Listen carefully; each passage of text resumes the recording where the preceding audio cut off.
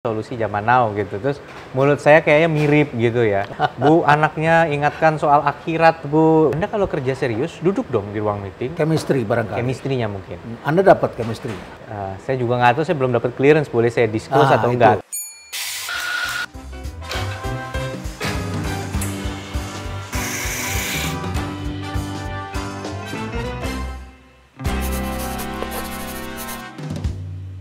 Mas Emil Dardak, selamat datang di Breezy Cafe.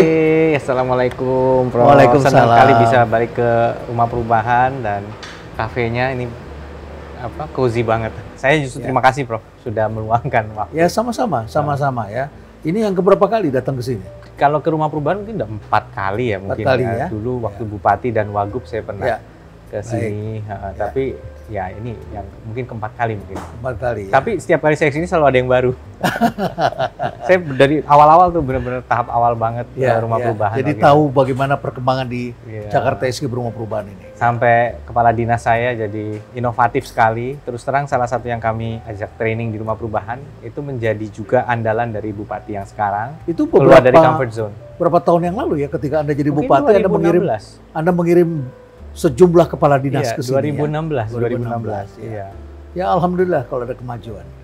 Kerasa sekali. Jadi sebenarnya pengen, tapi kan di Pemprov juga Prof menjadi visiting lecturer dengan BPSDM di Jawa Timur. Dengan BPSDM yang alhamdulillah Prof, BPSDM Jawa Timur itu diakreditasi sebagai salah satu yang terbaik di Indonesia. Oh, makanya bangga. Juga banyak dari luar daerah juga mempercayakan pelatihannya ke BPSDM di Jawa Timur. Itu menarik sekali ya. Kita bicara tentang perkembangan. Kita pengen update dulu. Saya kalau lihat Mas Emil, saya lihat nonton biasa, saya lihat di belakang. Iya, di belakang siapa nih? Di belakang Mas Gibran. Salah satu ya. Siap. Mas Gibran khususnya ya. Saya lihat di sana. Sampai kemudian ada yang cropping. Ada teman-teman yang meng-cropping dan membuat video. Pada waktu Gibran itu berbicara lancar sekali, terus kemudian ada yang lihat di belakang, ini ada pembisik di belakang katanya. Apa klarifikasi Anda? Jadi saya lihat di situ ada ngomong suaranya Mas Emil di situ, komat kamitnya begitu, terus kemudian Gibran itu seperti menirukan, dikatakan begitu isunya. Saya justru pada saat itu keluar, saya ngobrol sama istri saya, sama Arumi, karena kita duduk sebelahan. Oke. Itu ngomong apaan ya gitu. Kalau nggak salah tuh yang dikutip tuh generasi ini adalah permasalahan zaman now yang membutuhkan solusi zaman now gitu. Terus mulut saya kayaknya mirip gitu ya. Yang itu ya zaman now ya mungkin ya gitu kan. Yang rame kan ada alat yang namanya katanya bone conduction. Headset gitu, yang katanya bisa memancarkan tanpa masuk ke dalam telinga gitu. Jadi bisa disembunyikan di dalam jaket. Jadi kalau dia mau coba masang sesuatu dan nutupin lewat itu, semua orang bisa ngelihat karena dia makainya di sebelah ada tim paslon nomor urut 3 waktu itu. Tapi nggak apa-apa, saya pikir in reality juga nggak mungkin lah. Katakanlah bener gitu ya. Kan itu kan bagian closing statement. Kita tidak bisa menggugah perhatian penonton kalau kita caranya membaca. Kita harus eye contact dengan penonton. Penting buat Anda dia. turut mengajarkan, bukan mengajarkan, tapi saya sebagai coach. Lebih tepatnya sebagai sparring partner. Sparring partner. Iya, karena kan sama lah kayak shadow boxing. Ada semacam latihan begitu. Iya, kita perlu ada sesi di mana dia melihat bagaimana kira-kira kalau saya melontarkan ini. Kami berlatih mungkin bisa sampai 60 sampai 80 potensi kembangan banyak pertanyaan. Sekali. Ya. Karena dan memungkinkan ini kan melatih. Presidential election. Saya pernah diceritakan oleh salah satu orang yang pernah dekat dan diminta melatih. Pada waktu Gibran akan menjadi wali kota dan katanya tidak mudah melatih Gibran. Anda dapat chemistry? Saya juga nggak tahu, saya belum dapat clearance, boleh saya disclose atau enggak. Tapi satu yang sempat muncul ke publik kan adalah Pak Bahlil dan Mas Rosan, misalnya Pak Rosan. Di antaranya atau Mbak Tina Talisa gitu ya. Kami hanya menjadi partner. Beliau bilang bahwa ya ekonomi itu penting, investasi itu penting, tapi juga ada realita climate change yang harus kita hadapi. Semua itu adalah permasalahan zaman now yang membutuhkan solusi zaman now. Itu dia tiba-tiba muncul aja begitu. Artinya Anda puas dengan hasil yang tampil, Anda puas, cukup puas. Kepintaran ada, tapi kepintaran tanpa kerja keras kayaknya nggak lengkap gitu. Dan beliau memang betul-betul work hard. Kita berlatih bisa sampai 6 kali ya gitu ya, sesi-sesi brainstorming. Pertanyaannya kenapa? Karena ini momen di mana seluruh mata memandang. Saya ingin kembali ke tadi alat yang jadi isu dan viral itu ya. Kan udah technically impossible ya, kan. Anda sendiri juga lihat kan video itu kan ya. Tidak terganggu ketika itu beredar. Ibu saya dong. Ibu saya, Mil, ini mama kok diteror sama orang? Bu, anaknya ingatkan soal akhirat, Bu, nggak boleh curang gini-gini. Sampai akhirnya setelah saya lihat ini kok kemana-mana gitu ya, ketimbang saya bikin penjelasan, udah saya coba aja alatnya gitu. Baik, oke. Mas Emil, karir Anda kelihatannya mulus sekali. Aduh, maksud sih saya usia 22 tahun Anda sudah menjadi doktor dalam bidang ekonomi ya dari Jepang. Development Economics. Development Economics dan tidak mudah. Dan sebelumnya Anda juga mempunyai banyak prestasi pada waktu SMP, SMA dan seterusnya, cukup banyak saya membacanya. Terus setelah itu kemudian Anda berkarir di pemerintahan sebentar, Anda menjadi salah satu officer di Bank Dunia. Siap. Ya, di Jakarta. Dan kemudian setelah itu Anda menjadi bupati. Ya. Dan tak lama kemudian Anda diminta untuk menjadi, atau ditunjuk lebih tepatnya, menjadi wakil gubernur yang dikontestasi dan Anda terpilih. Kelihatannya mulus sekali. Bagaimana Anda melihat karir Anda sendiri? Iya, ya. Selalu ada minor setback di dalam perjalanan yang panjang, sama seperti market lah gitu. Ya. Kalaupun dia trend line-nya up, akan ada hari di mana dia up and down. Jadi bukan berarti seluruh perjalanan itu sesuai harapan. Saya pertama kali jadi bupati, tahun pertama saya kecewa sekali gitu ya, karena kita ada juri Adipura, tetapi tidak bisa dapat Adipura karena memang ada hal-hal yang fundamental. Itu impian banyak bupati ya, Adipura ya? Saat itu kota karena, terbersih ya? Iya. Kemudian kami mengundang stasiun TV nasional, swasta terkenal gitu, yang rating besar. Saya mau bikin beachside event, tapi mereka nggak mau tawar, akhirnya dibikin di alun-alun karena belum siap infrastrukturnya. Akhirnya saya gunakan setahun untuk membenahi kawasan itu. Tahun berikutnya mereka mau datang bikin event yang akhirnya membuat orang tahu bahwa view-nya Trenggalek ini cantik sekali di selatan. Itulah perubahan. Itu yang saya sebut dari minor setback itu juga ada. Jadi mulus secara overall, tapi sebenarnya ada minor setback yang terjadi. Bahkan kalau ditelusuri ke waktu saya masih SMP, saya masuk di S1 SMP. Jadi waktu orientasi sekolah SMP kelas 1, NEM saya nggak begitu bagus. Serius itu begitu? Tapi tetap saya di sekolah unggulan, SMP unggulan, SMP negeri 109 waktu itu. Ya.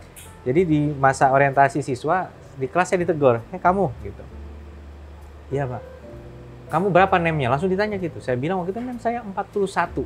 Wah, kamu hampir nggak masuk ya di sini gitu. Makanya jangan celingukan. Jadi saya tuh mungkin waktu itu masih guru langit, mata saya, kepala saya ngeliat kemana-mana. Tapi di seluruh kelas itu. Jadi memang NEM saya diterima itu salah satu yang agak bawah, lebih bawah sih. Maksudnya tier bawah lah saya diterima di SMP itu. Nah saya kan bayangin kalau saya waktu itu ngerasa bahwa ya udahlah, saya di sini tempatnya gitu. Saya di tier bawah, yang lain teman-teman saya diterima.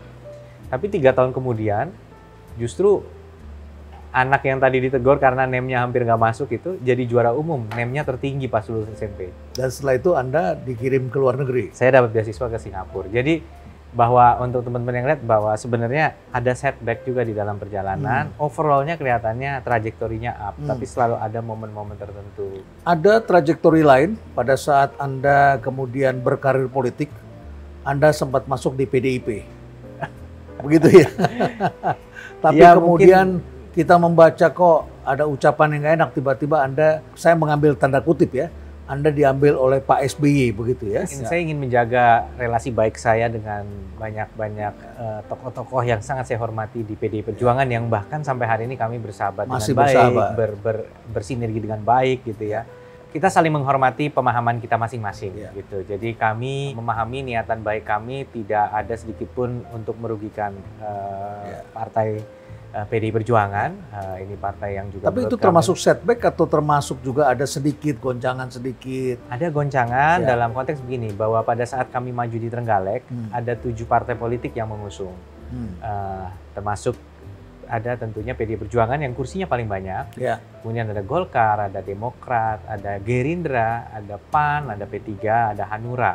Itu yang mengusung, 7 partai politik yang mengusung saya dan Mas Ipin, Mas Arifin untuk Di maju Trenggalek. di pemilihan Bupati Trenggalek 2015. Dari 7 partai politik tersebut, saya tidak berjodoh pada saat mendampingi Bu Khofifah dengan sekitar 2 dari 7 partai kami nggak berjodoh. Tapi kami masih berjodoh dengan Golkar, dengan Demokrat, dengan P3, dengan Hanura, dengan PAN. Kami masih berjodoh di dalam Pilgub. Bahwa mungkin ada yang melihat ini dari sudut pandang yang berbeda atau merasa kurang nyaman, kami harus menghormati itu. Baik. Gitu. Anda mendampingi Khofifah, beda usia 19 tahun. Siap. Saya coba lihat-lihat, oh beda usia 19 tahun. Bagaimana Anda membangun chemistry dengan Ibu Khofifah yang sudah makan asam garam, pengalaman luar biasa, punya karisma yang cukup besar di Jawa Timur, pernah menjadi menteri, ya, tokoh NU begitu. Bagaimana Anda membangun sinergi chemistry dengan Ibu Gubernur? Saya ingat saya pernah diundang ke Senayan, masih era Pak Harto presiden, saya menjadi juara 1 pelajar teladan se-DKI Jakarta. Jadi alhamdulillah dapat kesempatan untuk mengikuti sidang MPR menjelang 17 Agustus. Nah, kami duduk di sana sebagai siswa teladan SMP. Bu Khofifah duduk di sana sebagai anggota DPR RI tahun 97. Jadi seorang politisi senior melihat anak SD di anak SMP ya. Masih celana pendek waktu itu. Anda ceritakan itu pada Ibu Khofifah. Saya cerita dan beliau ketawa. Tapi bukan berarti beliau tua banget karena beliau waktu itu juga usianya sangat muda. Beliau jadi menteri di usia 34. Jadi menteri dan sebelumnya jadi wakil ketua DPR. Iya. Dan di usia 20-an akhir, beliau sudah menjadi Singapodium kan? Ya. Menjadi DPR RI, kemudian berani berpidato di luar dari skrip yang sudah disensor oleh pemerintahan saat itu. Ya. Gitu. Bisa dibayangkan. Jadi beliaunya sendiri yang membuka ruang untuk kami bisa bekerja dengan baik. Saya tentu harus tahu cara membawa diri. Jangan kita juga ngelunjak gitu kan. Iya, betul. Tahu cara menempatkan diri, tahu bahwa komandannya tetap satu. Tidak boleh ada 2 matahari. Tidak boleh ada 2 nahkoda. Luar biasa ya. Saya senang melihat orang muda seperti Pak Emil ini ya, berilmu, berisi, berpengalaman dan tetap rendah hati. Saya kira ini figur yang bisa kita jadikan benchmark ya untuk kaum muda di Indonesia. Baik. Di sini kopinya enak. Iya, itu yang saya dengar. Saya nunggu-nunggu dari tadi. Kita coba pesan kopinya. Ini baristanya anak muda juga. Pasti dia juga ingin kenalan ya. Selamat malam. Mas Emil aja manggilnya ya. Siap, Mas. Mau pesan kopi apa? Ya itu udah kebiasa minum kopi yang black tapi nggak pakai gula. Nggak pakai gula. Ya. Katanya Mike Tyson ya. Gitu ya. Ya, black and strong. Black and strong. boleh strong nggak apa-apa. Hot. Ya. Bapak juga sama? Saya ikut. Oke. Ya, saya ikut. Nyamain juga? Nyamain juga, ya. Ini lagi ngomongin politik. Ya, tadi lagi ngomong kombinasi lah. Kombinasi antara perjalanan karir juga ada politiknya. Saya tuh terinspirasi dengan sosok-sosok kayak Mas Emil, masih muda, prestasinya banyak. Kenapa nggak ikut nyalon kemarin? Jadi wakil juga mungkin. Wakil apa nih? Waktu pada saat Pilpres kemarin. Karena boleh usianya ya? Boleh. Kalau saya percaya bahwa 270 juta rakyat Indonesia, pemilihan presiden atau wakil presiden itu bukan sesuatu yang sepenuhnya teknis. Ini bukan adu CV, ini bukan adu apa, tetapi ada pada akhirnya kita percaya bahwa itu dimanifestasikan melalui suara rakyat yang nantinya akan memilih. Kalau sistemnya memang direct voting. Dulu pada saat masih MPR akan ada suara rakyat melalui musyawarah MPR misalnya. Sehingga saya percaya dan kenyataannya saya memang mendukung gitu bahwa cawapres yang kemarin maju dari setiap pasangan calon dan juga capresnya itu ya adalah kombinasi menjadi orang-orang yang punya track record ya dan juga memang punya suratan takdir jalan menuju ke sana. Dan akhirnya masyarakat juga punya kesempatan untuk memilih. Jadi suratan itu penting ya. Suratan kalau takdir, tidak ada kehendak Tuhan, tidak jadi juga orang sesuatu ya. Siap, ya. Betul. Bukan adu CV, tapi adu koneksi mungkin enggak. Koneksi itu juga sebenarnya tergantung bagaimana kita ngelihatnya ya. Karena koneksi tidak pernah menjadi faktor utama. Maksudnya faktor penting, tapi tidak bisa jadi faktor eksklusif atau istilahnya single faktor. Karena dia pasti akan terkalahkan dengan faktor-faktor lain kalau yang ini hanya menjadi satu-satunya dasar. Jadi kita tidak memungkiri, tidak menafikan bahwa mungkin ada koneksi. Itu bagian juga dari apa istilahnya cosmic power lah, alam bersuara, kemudian koneksi ini ada, kemudian orang mendapatkan kesempatan yang lebih baik gitu. Mungkin kita mendambakan juga misalnya bahwa siapapun itu tidak akan punya kendala. Ya kadang-kadang sesuai dengan keadaan, sesuai dengan kondisi, sesuai dengan circumstances. Jadi saya tidak bisa mengatakan menihilkan kata-kata koneksi, tapi di sisi lain saya berani menjamin, saya ulangi, saya berani menjamin bahwa koneksi tidak bisa menjadi faktor satu-satunya untuk sesuatu itu terjadi. Tapi melihat profilnya Mas Emil kan bahkan dokter di usia muda 22 tahun ya Mas ya. Saya pikir ada hal yang mungkin jadi opportunity cost yang harus dibayarkan. Artinya untuk mencapai itu pasti ada hal-hal yang dikorbankan. Kalau boleh tahu, apa tuh sampai akhirnya bisa mencapai hal yang bisa jadi quote-unquote anomali dibandingkan anak-anak muda yang lain? Kalau bahasa Inggris kita nyebutnya on a hindsight ya, jadi kalau kita refleksi ke belakang. Saya malah nggak merasa itu semua tuh terlalu menjadi pengorbanan. Tapi pada saat ngejalaninnya ya, contoh waktu saya libur, almarhum ayah saya akan ngingetin, kamu sedang ikut kompetisi siswa teladan. Jadi coba kamu belajar. Padahal itu libur panjang yang mana teman saya semua lagi main.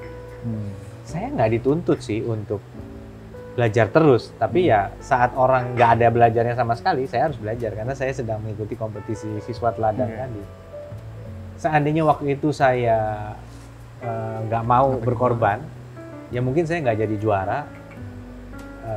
Dan saya nggak bisa tuh mengalami apa yang saya alami, termasuk hari ini saya bisa cerita bahwa saya jadi kalau sekarang lihatnya, pengorbanan itu sebenarnya tidak ada apa-apanya dibanding apa yang diraih gitu. Tapi waktu ngejalaninnya nggak gampang. Gitu.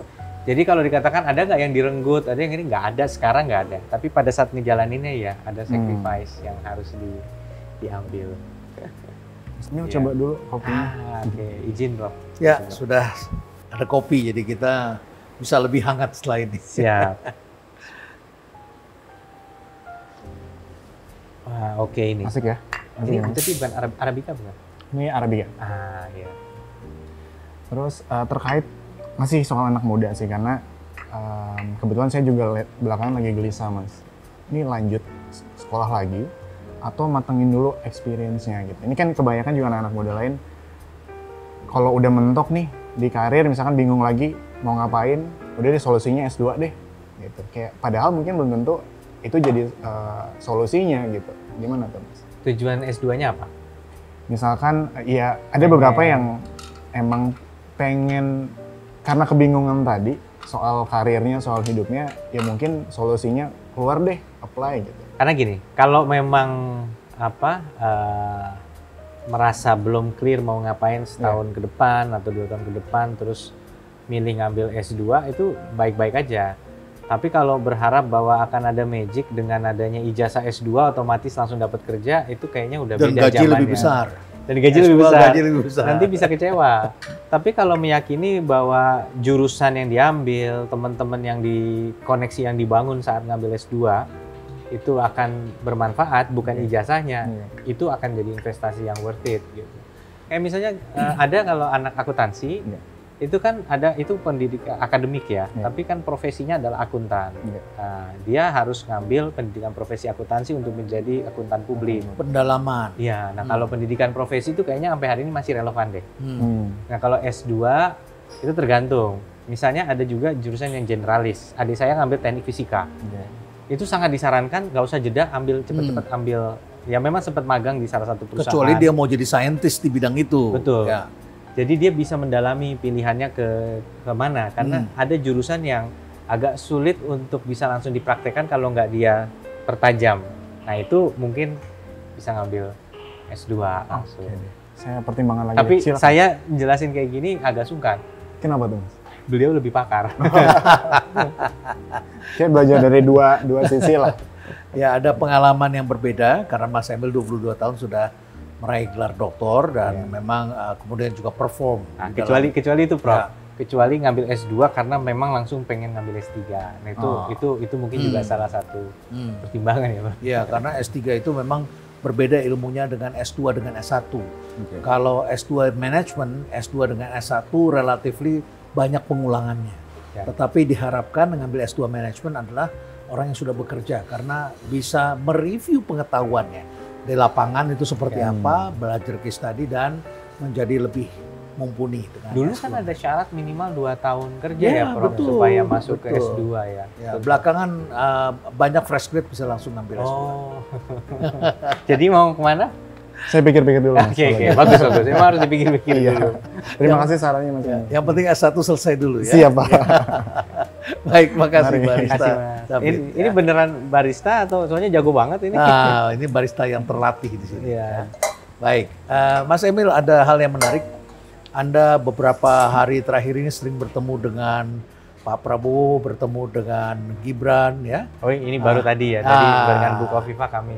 Ya, Berkesempatan apakah ada dengan proyeksi apa kabinet Pak Prabowo ada bocoran bahwa dia akan juga melibatkan orang-orang muda? Karena saya lihat ini koalisi gemuk sekali.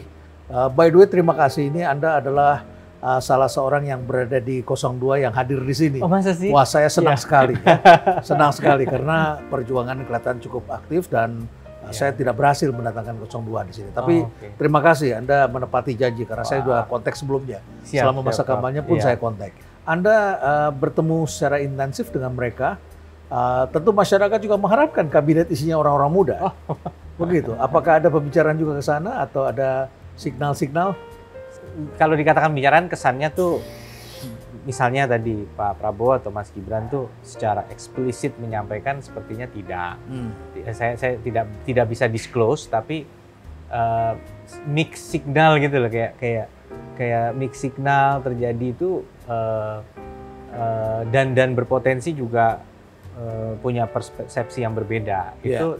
Itu lumrah dan mungkin bukan hanya terjadi pada saya tapi pada banyak sekali pihak ya. Ya di samping juga beliau sedang melakukan screening juga barangkali. Baik yang mungkin memang berada di tim perjuangan Pilpres maupun yang profesional-profesional yang hari ini juga berinteraksi untuk memperkaya khasanah knowledge dan rencana-rencana Indonesia ke depan. Jadi saya tidak bisa menjawab maupun menihilkan. Gitu.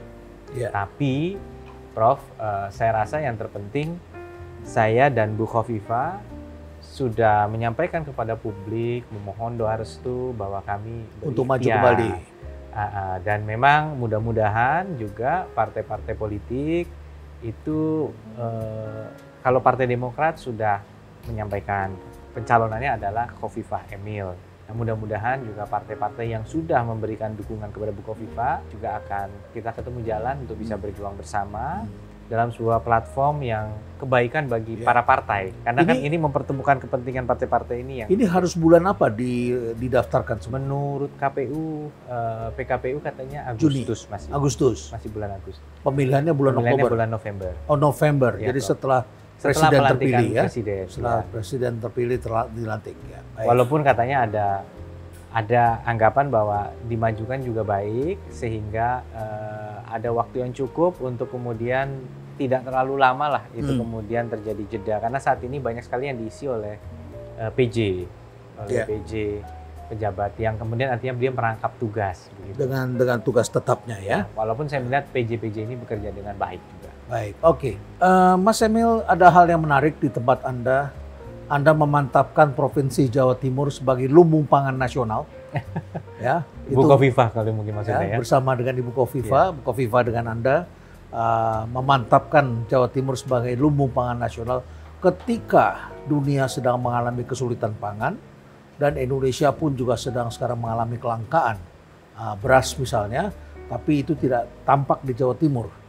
Ada, tetapi Jawa Timur ini termasuk yang menurut data itu relatif aman untuk 6 bulan ke depan. Begitu ya, bahkan bisa memasok untuk provinsi lain begitu. Dan ke depan ini kan tentu tidak mudah. Karena cuaca juga masih belum pasti, masih ada kemungkinan-kemungkinan lain. Dunia juga masih mengalami perubahan. Apa yang Anda pikirkan sebagai lumbung pangan nasional? Baik, pertama saya senang kata memantapkan, karena ini artinya mengapresiasi kinerja mereka yang juga sebelumnya telah memimpin Jawa Timur.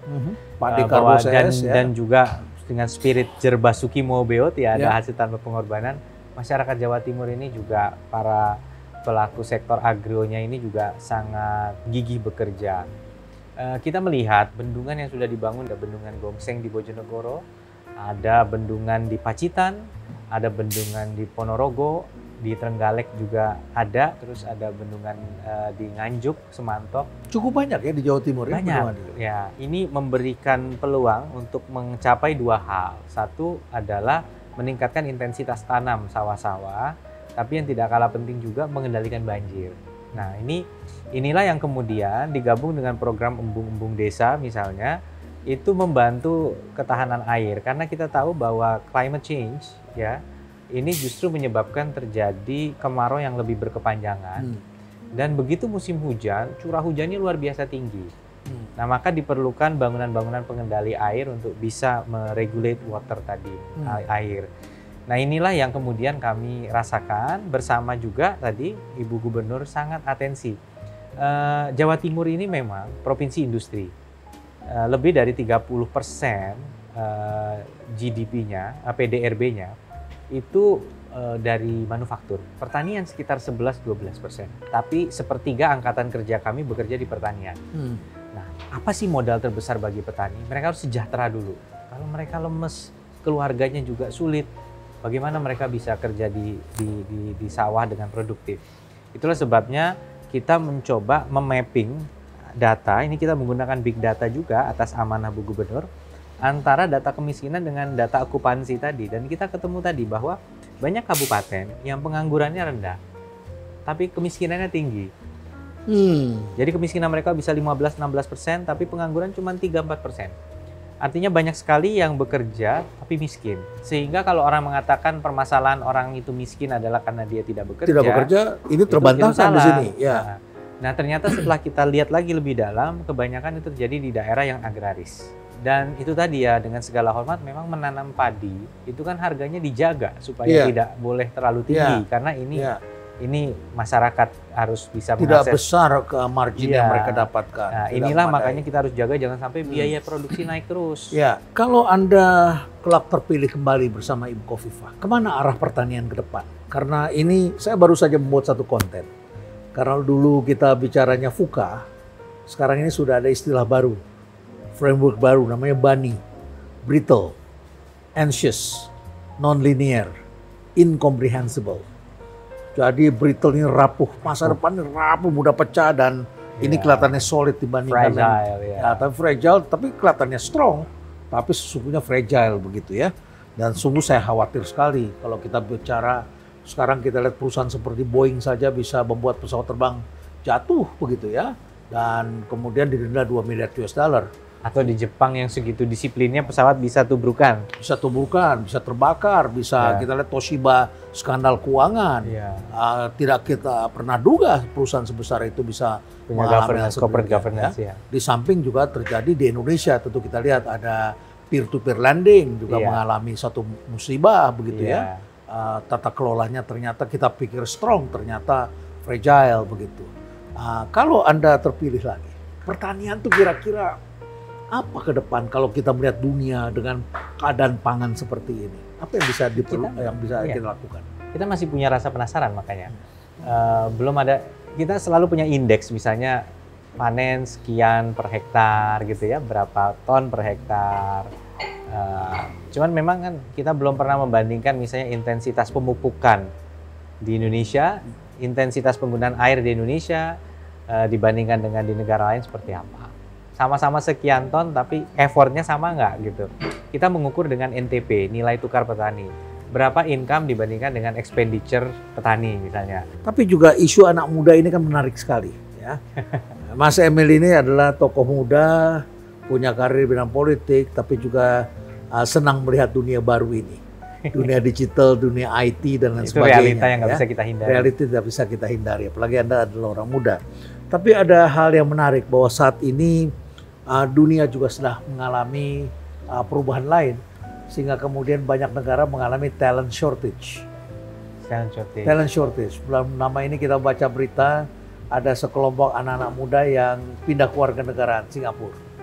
Ya, itu fenomena yang menarik karena ternyata Singapura pun mengalami talent shortage yang jumlahnya tidak sedikit, 74%. Kalau saya baca data dari Manpower, satu organisasi yang menghitung mengenai manpower di satu negara, di banyak negara, dan negara-negara maju ini sekitar 70-80% talent shortage.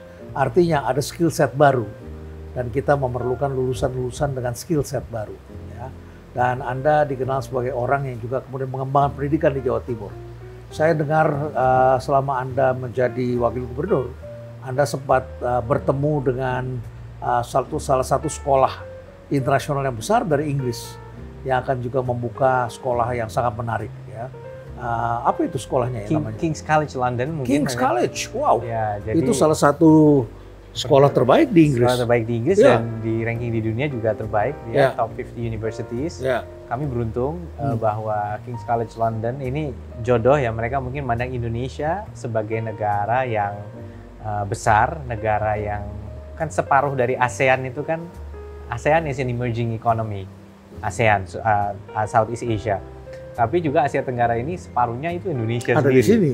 Dan yang menarik bahwa mereka menyadari bahwa semakin perkembangan yang semakin pesat, ini Indonesia negara besar, negara 270 juta penduduk, nggak semuanya hanya Jakarta.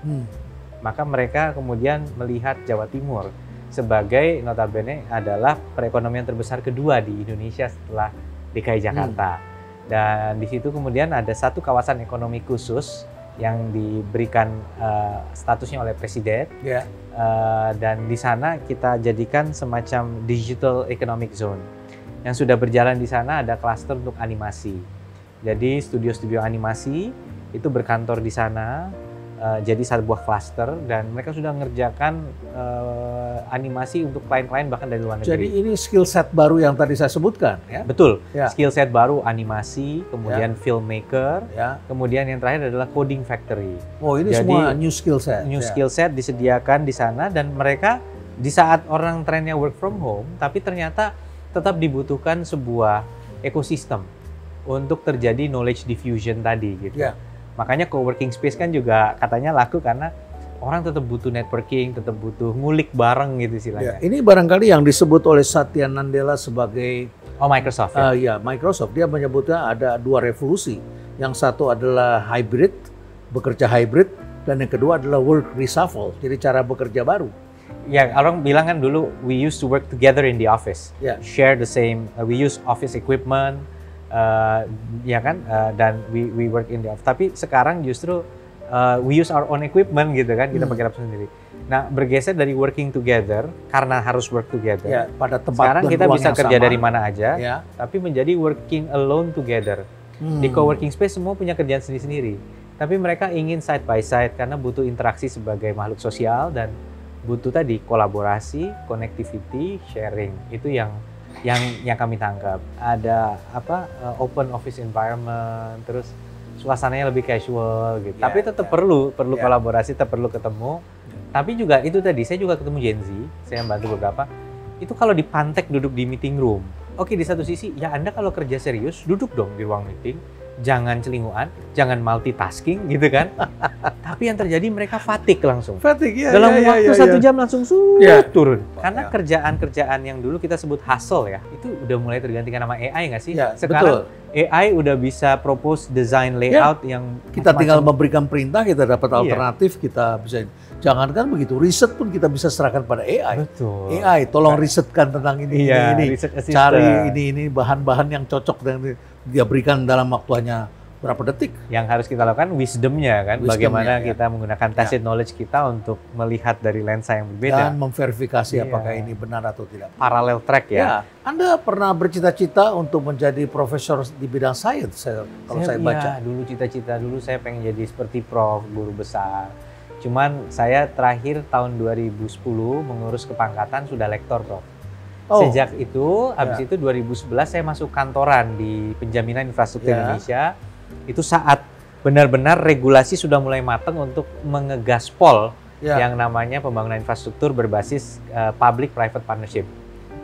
Nah, gara-gara itu sudah agak nggak sempat lagi untuk nulis jurnal, untuk ngajar. Tapi masih ada cita-cita ke sana, keinginan Anda? Atau sebenarnya Anda ingin ngegas sebagai pemimpin di public sector? Itu dia. Kalau kemudian effort saya untuk mencapai guru besar tadi kontraproduktif dengan dedikasi saya di public sector, tentu saya harus mengutamakan public sector dulu, Pak. Mas Emil, Anda kan sudah jelas karir Anda di public sector sebagai wakil gubernur dan mungkin one day Anda juga bisa menjadi gubernur. Tapi seandainya Anda jadi menteri, itu cocoknya di bidang apa kalau Anda menilai diri Anda sendiri? Awalnya mungkin kalau ditanya ke saya sebelum jadi bupati, saya mungkin akan menjawab saya atau sebagai lebih ekonom di bidang finance atau international relations atau di bidang entrepreneurship atau di bidang infrastruktur. Economics? Masih infrastruktur, termasuk economics. Tapi setelah saya menjadi bupati dan jadi wakil gubernur, portofolio yang kami kelola itu semuanya. Ya, semakin luas. Kami Anda harus punya experience, punya breadth of experience gitu Ya. tadi, dan Ibu Gubernur memberikan ruang untuk kami juga membangun di setiap isu harus bisa dive deep gitu. Kami harus bisa menginitiate tadi big data.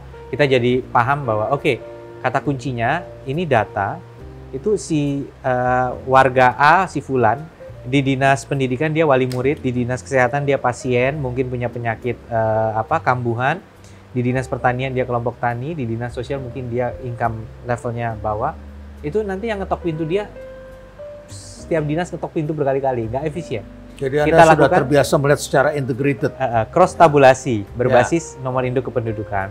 Saya ingin Anda memberikan tips, karena Mas Emil ini termasuk adalah pemimpin muda, mempunyai keluarga yang harmonis, dan kemudian kita juga melihat dengan segudang prestasi. Anda berilmu dan kemudian Anda juga punya karir politik.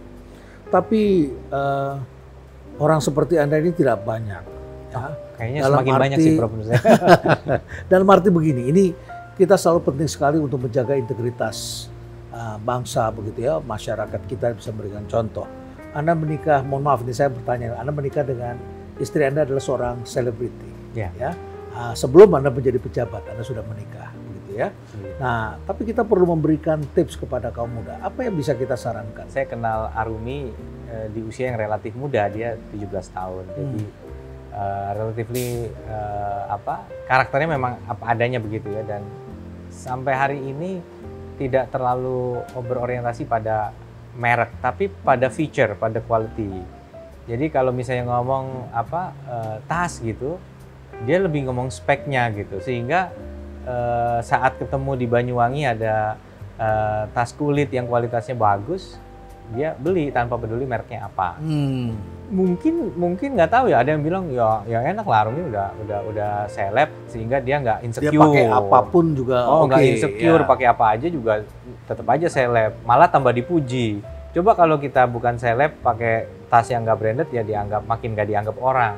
Ya saya nggak bisa menihilkan pandangan seperti itu ya, tapi ada juga yang malah justru biasanya seleb malah dianggap, wah lu pasti nggak laku ya, makanya beli. Jadi nggak ada habisnya kalau mikirin omongan orang. Kita harus kembali ke feature. Saya juga tergolong, misalnya gitu, saya beli handphone gitu ya, saya nggak sembarangan langsung ambil yang speknya paling gede gitu, karena sebenarnya kegunaannya dulu apa, kita bedah dulu nih kegunaannya, kita bedah dulu review produknya, sehingga cari value for money kan gitu. Termasuk sebagai orang yang rasional dalam rasional. Nah, jangan sampai kita emotional spending gitu. Ya. Sekarang juga saya ngeliat sudah ada growing awareness sama produk-produk lokal, fashion lokal, skincare lokal gitu. Nah kayak Jadi kesadaran itu perlu kita terus ya, bangkitkan. jadi coba pertama jangan menggunakan sesuatu untuk dijudge oleh orang gitu. Ya, jadi Mungkin- kita harus jadi pengendali, bukan pihak yang dikendalikan oleh brand dan Iya. sebagainya. Mas Emil, terima kasih banyak. Ya. Banyak yang bisa kita pelajari dan feeling saya akan ada hal yang menarik terhadap karir Anda di masa depan. Dan Anda adalah warga rumah perubahan yang cukup lama, iya. berhubungan Siap. dengan rumah perubahan. Kami mendoakan agar sukses dan tentu saja kita harapkan agar Indonesia tetap menjadi lebih baik lagi di kemudian hari. Ya. Siap. Terima Dengan kasih, adanya Bro. orang-orang muda yang semakin banyak seperti Anda. Dan namanya ini Rumah Perubahan dari sebelum Pilpres ya, tolong dicatat. Ya. Dari sebelum Pilpres. Dari Ya. tahun berapa? 2016 Ya, ya. ya, ya. Terima kasih. Kasih, Salam Bang. untuk Arumi. Semoga selalu rukun, sehat, dan sukses bersama Amin. dengan Terima Ibu kasih. Kofifa dan pemimpin nasional lainnya. Dan stay relevan.